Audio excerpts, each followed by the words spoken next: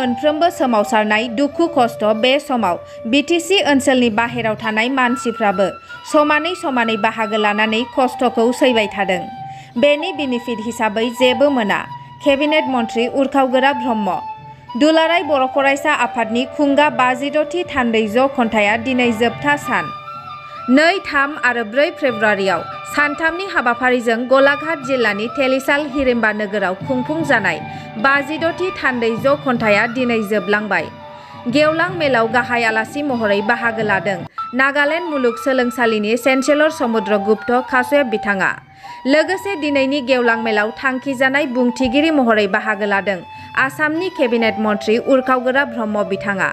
लोगोसे बाहागो लाबावदों BKWSCनि गाहाय मावफुं सोद्रोमा मिहिनीश्वर बसुमतारी बिथाङा।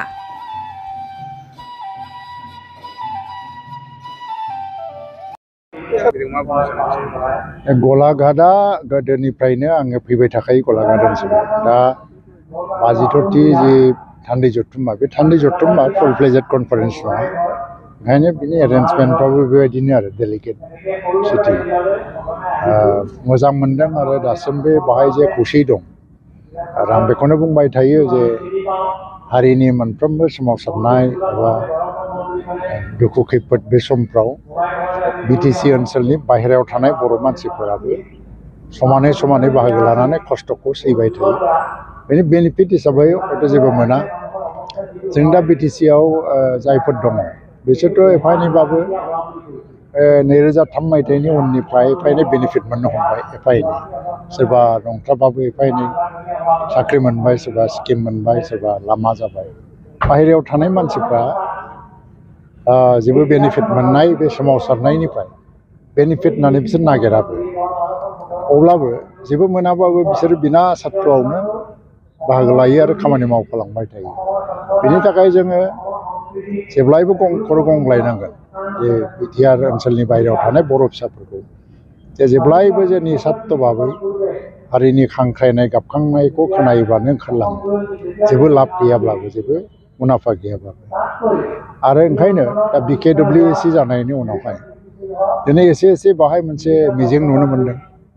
दा बेनि गामिनि लिस्टआ दाबो फाइनाल जायाखै, समस्ति दानाय जायाखै दाबो।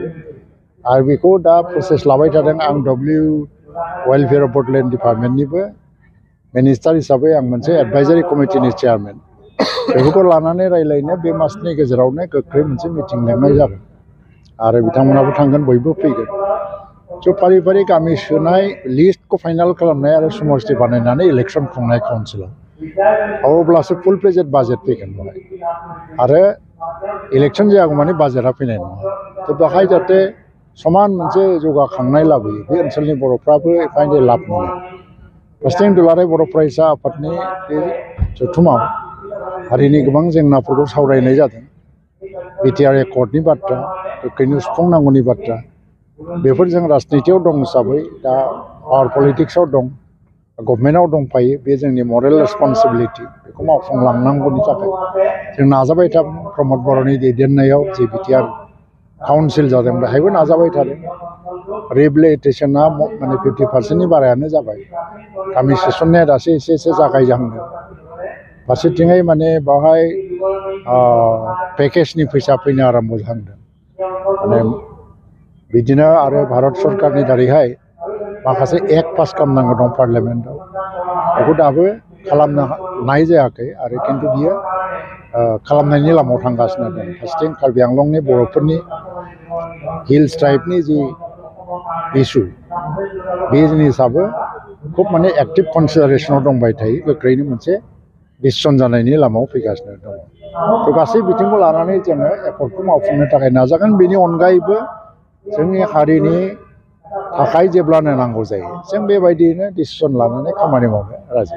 नोंथाङा आसाम सरकारनि सासे केबिनेट मिनिस्टार हिसाबै नैबे ओनसोलनि थाखाय आसाम सरकारनिफ्राय माबाफोर बेबायदि मददफोर? बेवहाय बिराद मोनसे पावारफुल सासे मिनिस्टार दं, फाइनान्स मिनिस्टार अजन्ता नेउग। बिनि समस्ति आरो जि मावनांगौ बिथाङा मावनांगोन।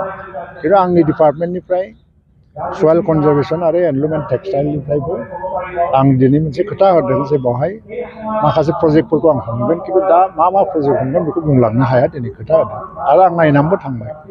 निस्सय जागोन, बेखौबो नायगोन। आरो चिफ मिनिस्टार आरो फाइनान्स मिनिस्टारखौ लोगो मोनोबा दिनैहाय जे मोनसे जथुम्मानि गेजेरजों माखासे जेंनाफ्रा जे बाहाय फैदों आंखौ लोगो हमनानैबो बुंदों बिनि सोमोन्दैबो आं बुंगोन बेखौ जाहाथे मावफुंलांनो हायो।